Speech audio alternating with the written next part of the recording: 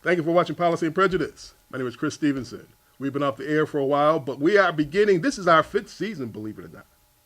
So, Policy and Prejudice is going to be really clean for 2014. And to start it off, I have a special guest. I have a published author. She's a great poet. And I know this because I've read some of her stuff in bits and pieces over the last couple of years, 2, 3 years, whatever the case may be. But she finally got her work published in a book. Her name is Barbara Jackson. Barbara, how you doing? I'm good, Chris. How are you today? Good. I want to make sure I get all your information right here. Because, she's a really personal friend of mine, longtime friend. Whenever you have a friend that writes a book, you feel good about it. You know what I'm saying? That's the major league stuff. She wrote 200 pages of nonstop poetry. It's called Love Letters to a Man. Also, let me show you the book here, matter of fact.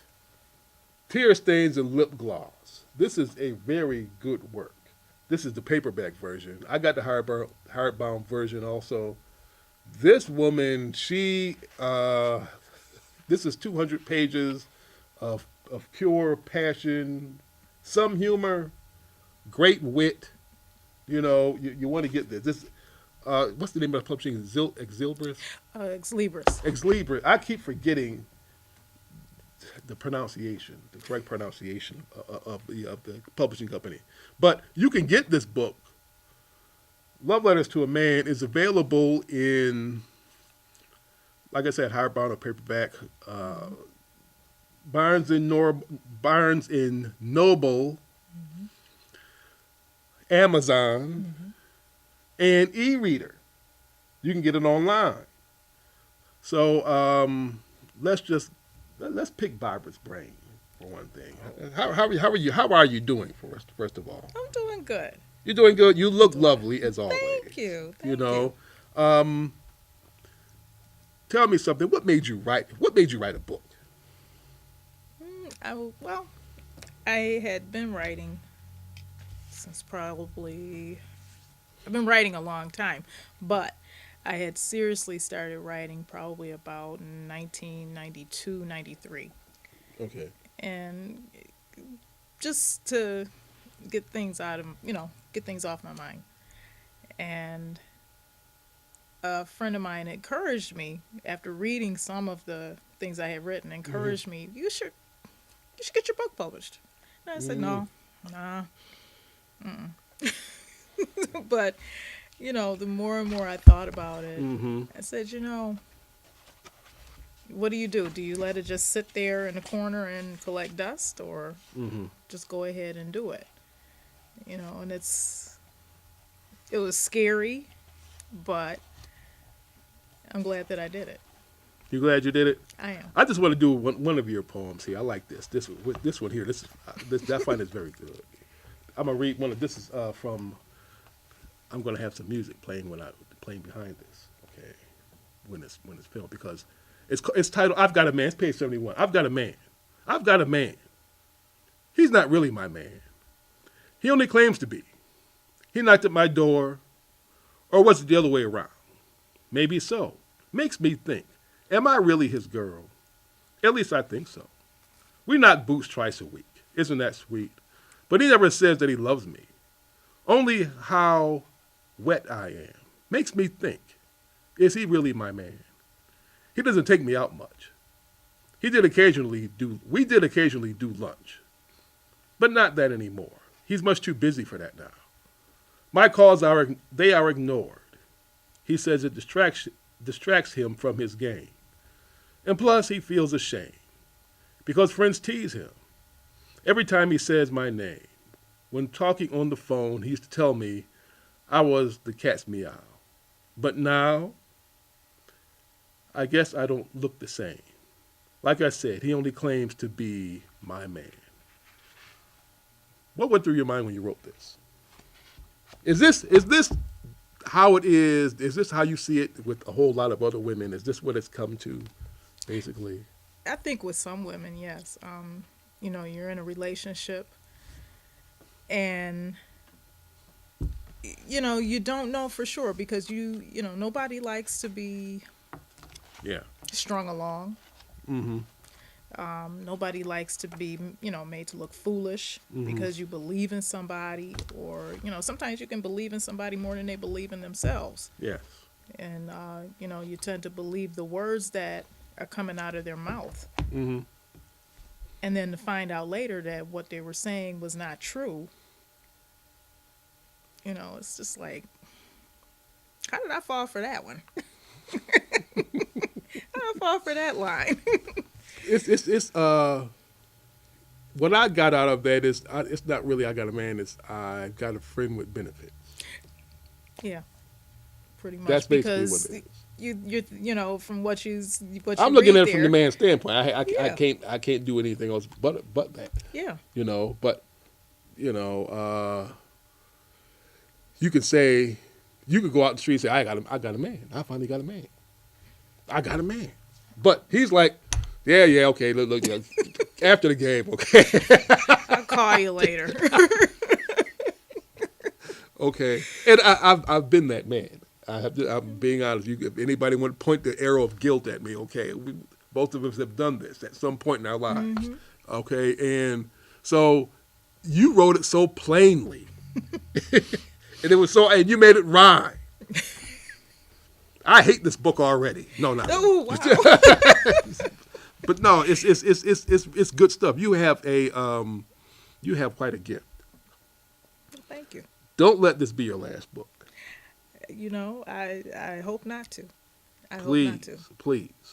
This is very good. What do you think? Because what I get from this.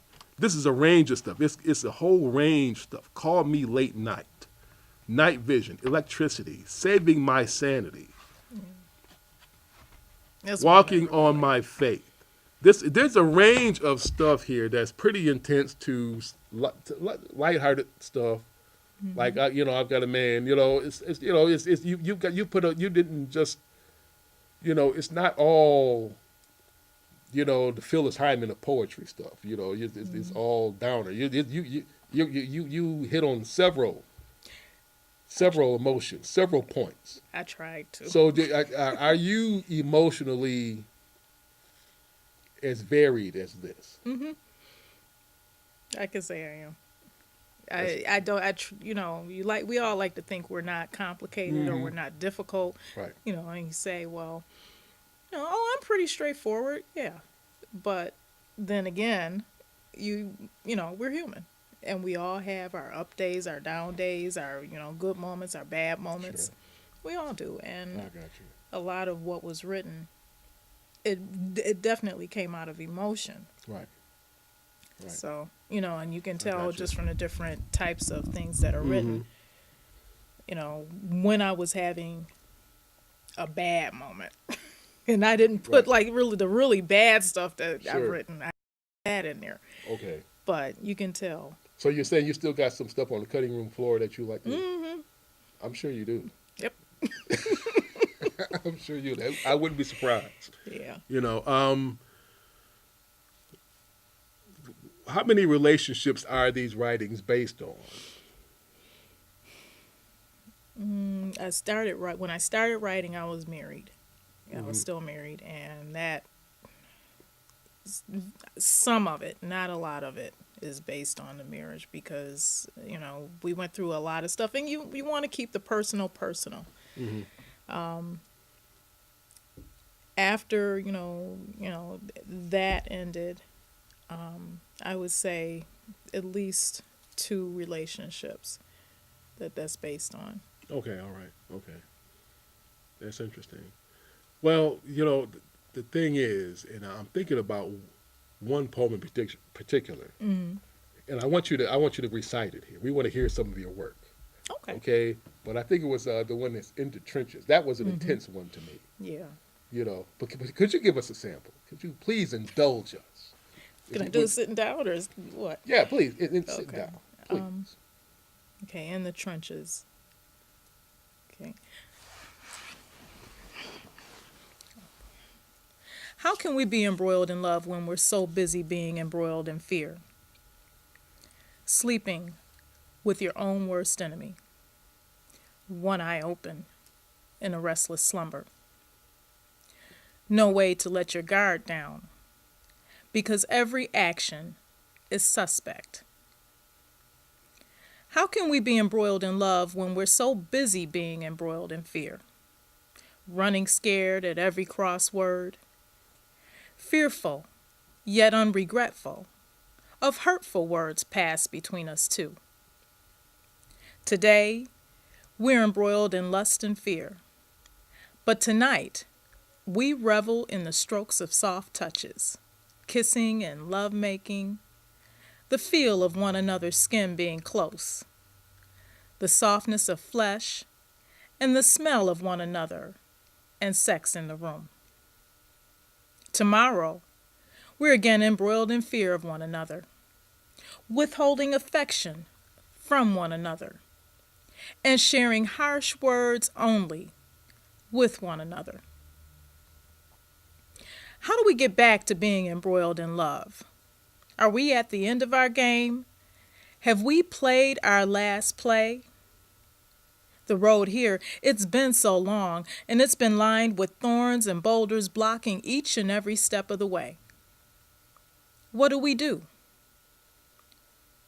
Do we continue on the path that we've already started, with poison and hurt shared between us two? Once again, we are embroiled in love that's been broken and shattered into 1,000 pieces, unable to be repaired. Bound together by the fear and the jealousies that we both share. Fighting a battle neither one of us could ever hope to win. Fighting ourselves and the enemies that we have within. How can we possibly be embroiled in love when we hold on to hurt, anger, and fear? The battle rages on. No flags of surrender. Only mutual scars and shared fears within our tears. That's it. Y'all need to buy this. This is heavy stuff. I'm not old enough to read this. Oh, book. come on. I was busy looking for pictures. But when I get old enough, I'm gonna start reading it. You know, when I grow up, I'm gonna start reading your book. Okay. You know, I'm not old enough now. You know, I think you can read it. You think so? I think so. No, I've read quite a bit of it. As a matter of fact. It's awesome. This is an awesome book. What were your role models as a writer? Who inspired you? What poetry? What authors inspired Barbara Jackson? One of the chapters I started out, and I talk about my introduction to the power of words. Mm-hmm. And,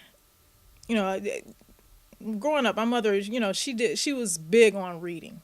You know, you always read about, Harriet Tubman or Mary McLeod Bethune. She was big on, Black history and, what did the slaves do, our forefathers. So poetry was not something where, I had a favorite poet. But, once I had entered into the, what was it? I can't think of the name of it now, but it's a school contest that they have, that they used to have. I don't know if they do it anymore. A poetry contest, and I did James Weldon Johnson. Okay.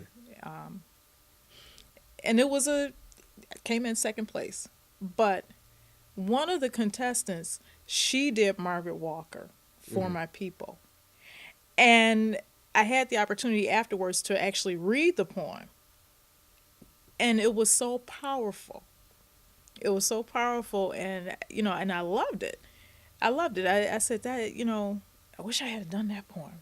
But I couldn't have done it the way she did it, because she actually was one of the winners in the contest. And, that inspired me to see what she did. That was really great to watch. So I guess you could say, Margaret Walker, James Weldon Johnson, and I'm trying to think of it's a few of them, that I like to read. That's really good. That's interesting. My favorite author, he's still one of my favorites, but I haven't really been into him as of yet, I think. But he would be, you know, I can't even think of his name now. It's been so long since I read him. But he was really great. He was really There you go. You know, yeah. Anyway, we all have an inspiration. But as far as journalism is concerned, you know, it was people like Hunter S. Thompson. There were a couple of really good writers for Soul newspaper back then. Hunter S. Thompson wrote for Rolling Stone. There were other people locally. Was Ted Kirkland, believe it or not. Oh wow. You know, Okay. and I used to read. He used to write a lot of great stuff for the Challenger on a regular basis back then. Several people, but I was always into people who were correspondents in the struggle or in the war or something like that. You know, and that's inspired. That's what inspired me. And especially there were journalists from New York City also. Playthell Benjamin, who's a Facebook friend of mine. I talk to him on the phone every now and then. Who's very good also. But you know, we all got our inspirations. People but you know, you take what they gave you, a little bit what everybody gave you, and you turn it and you make your own style out of it. Yeah. And I think yours, you definitely have yours. You know, I don't like to think so. I wouldn't want to. Oh, yeah. Copy somebody else. I try not to. Well, how is the book selling? Is it doing best online or off the shelves, or I haven't even looked. why not? I've been scared to look. You're too much of an artist to look. No. You know, don't- I've gotten a lot of encouragement, Yeah. which is great. You know, I appreciate that. I've sold some books, you know, that I did take in, you know, I had ordered. So I've sold some. I just haven't looked online to look and see. I haven't seen it. You told me a few weeks ago you didn't look. You didn't I look didn't online. look. I didn't look.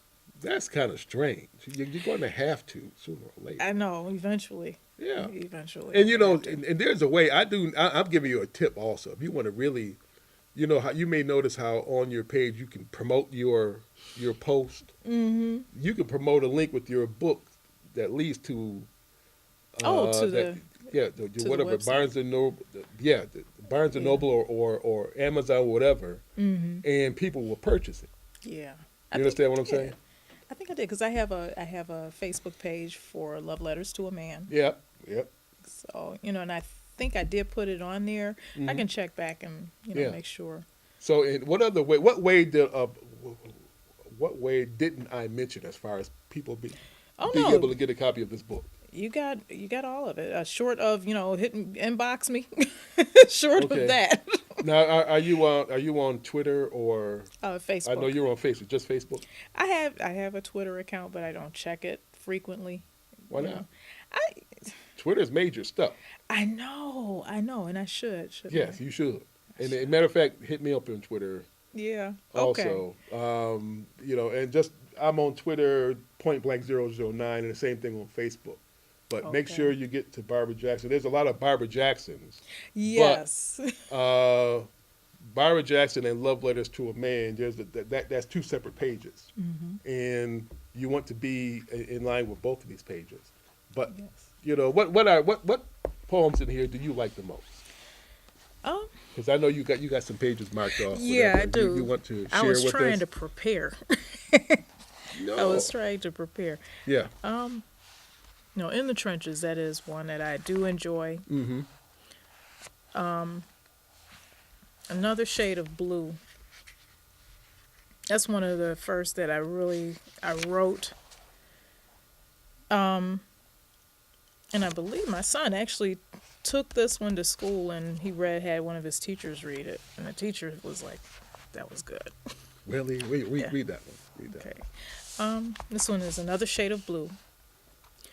Blue is the color of my choice. It's not my most favorite color, but is the color that brings peace to my inner workings.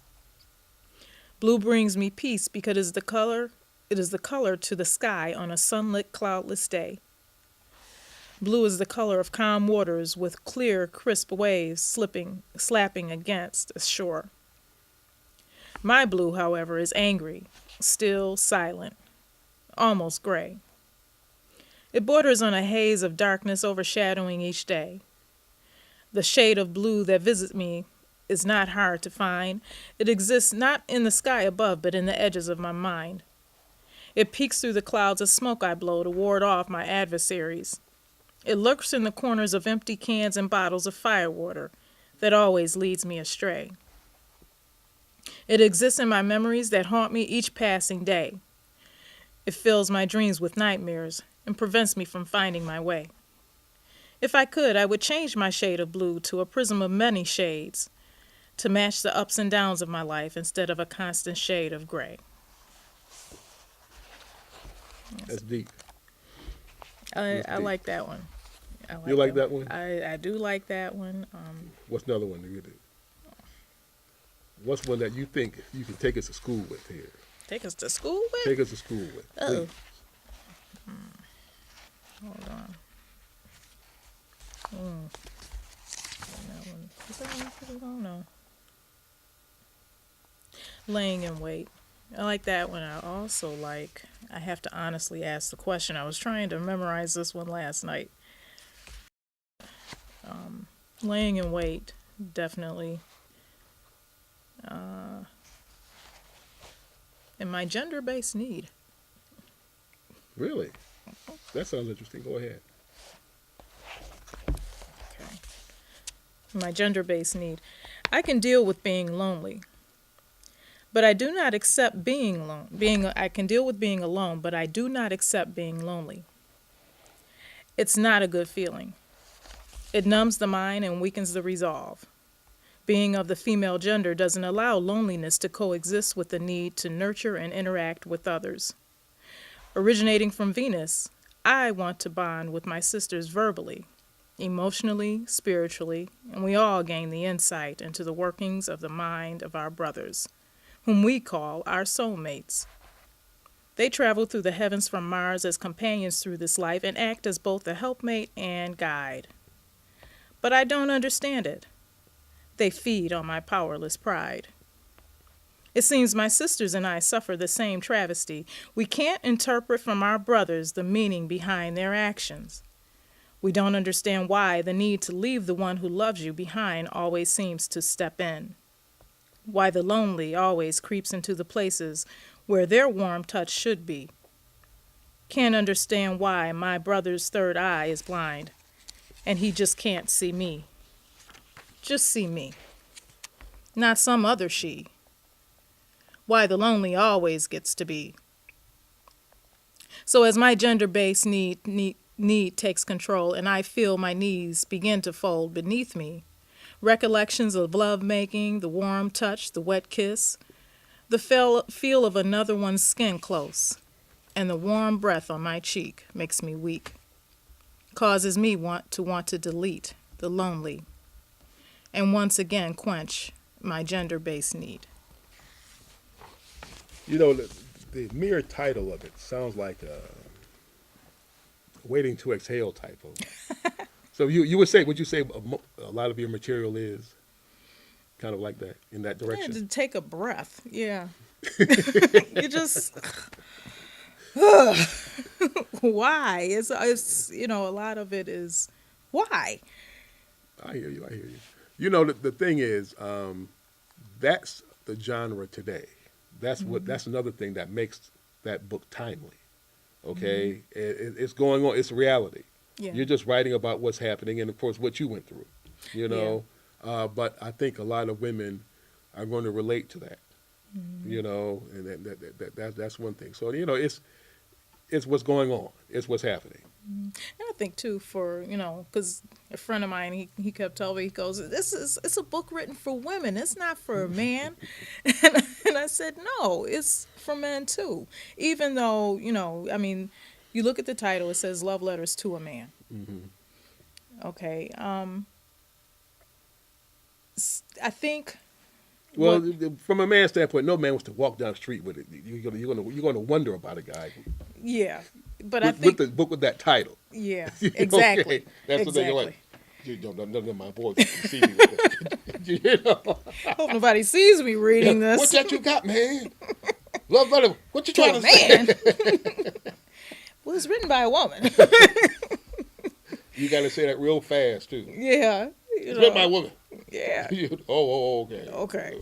You know. I think in a lot of guys in their mind, it's, is it something where it's a lot of, sexuality in the book, and it has some.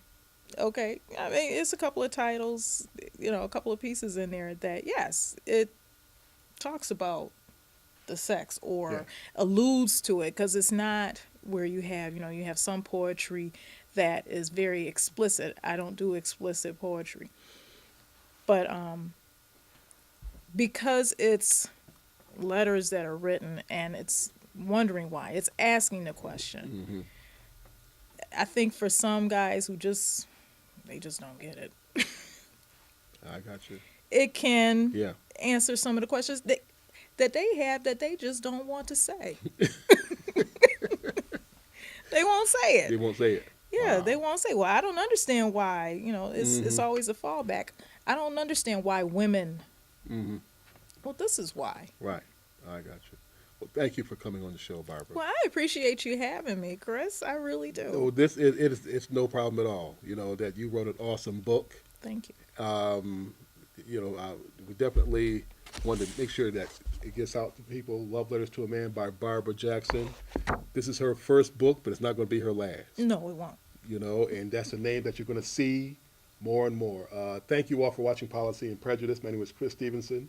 Hit me up on Facebook and Twitter, pointblank009. And for clbTV, Curtis Lee Black TV. Thank you for watching. You all have a great week.